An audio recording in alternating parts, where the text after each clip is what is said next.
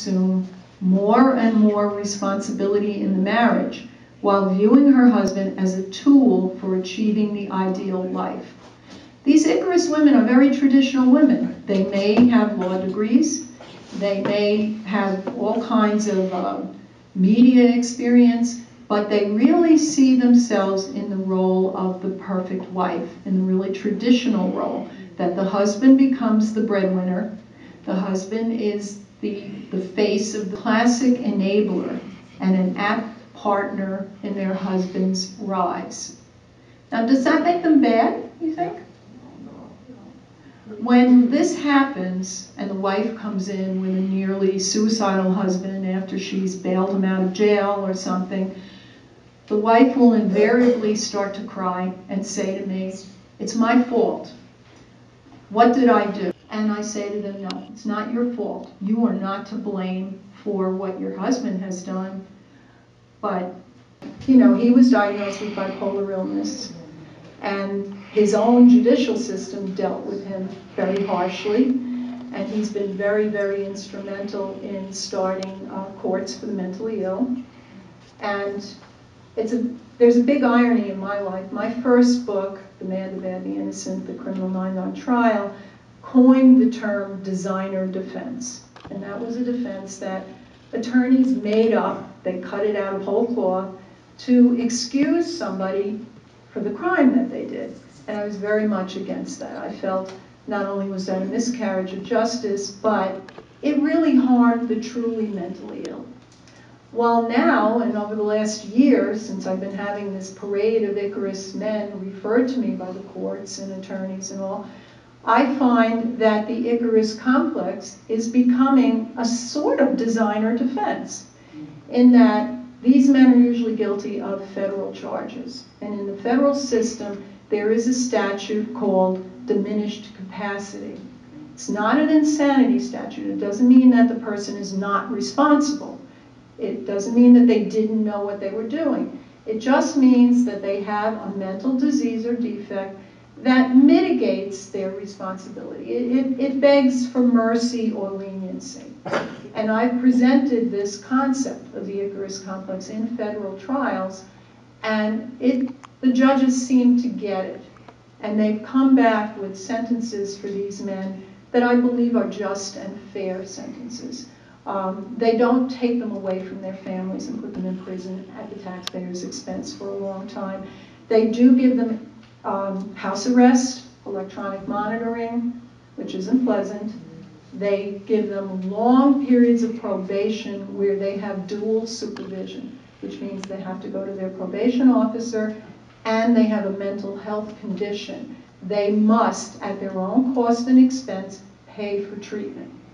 And this is, again, where I see the Icarus men. I come in at the beginning, when they're arrested, when they're suicidal, when they have charges, and then I wind up doing the supervision at the end.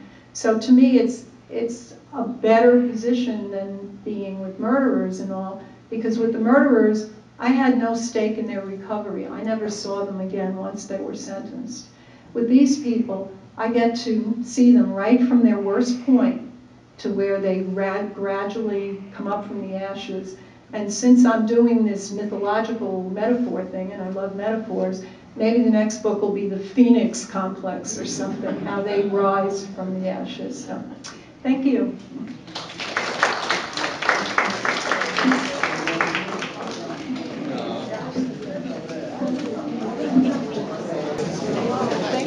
Somehow the fathers have managed to keep whatever is that it's amazing.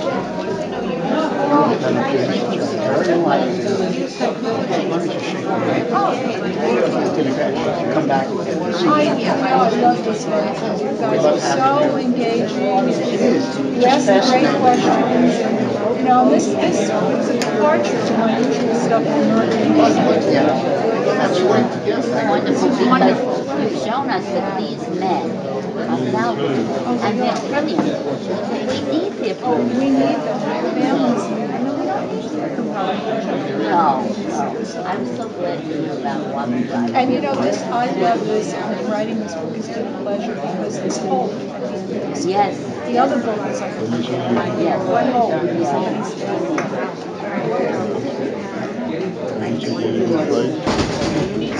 Bring up what I consider another exception, because I know you're very invested in your thinking. But if you would consider Marxism, he wasn't sorry. I lived in South Carolina at the time. I'm a student of popular culture anyway. I mean, I'm retired, but he came back. He was talking to the press about eating some tan or whatever. His judgment is shy, But he left his wife, just wanted to do something different. He went down to see her. To me, there's people not in your category, but like Paul Gauguin or D.H. Lawrence. I don't really see him here. He's not sorry. no, you don't know. You get what the press says. That's true. I sit, like I said, in psychology. Yeah. And I see what the press puts out there is the narrative. Well, I'm only reading what I, any of these people, there's been no coverage of them. Because the press wants to see What I think is, he tried. And he says, I'm sorry to his wife. I can't do it. Tough. Because she should have run for office. Yeah, I see someday that. I'll write another book, and that is that these women need to stop living behind their hands and get out of it. Elizabeth Edwards is way smarter than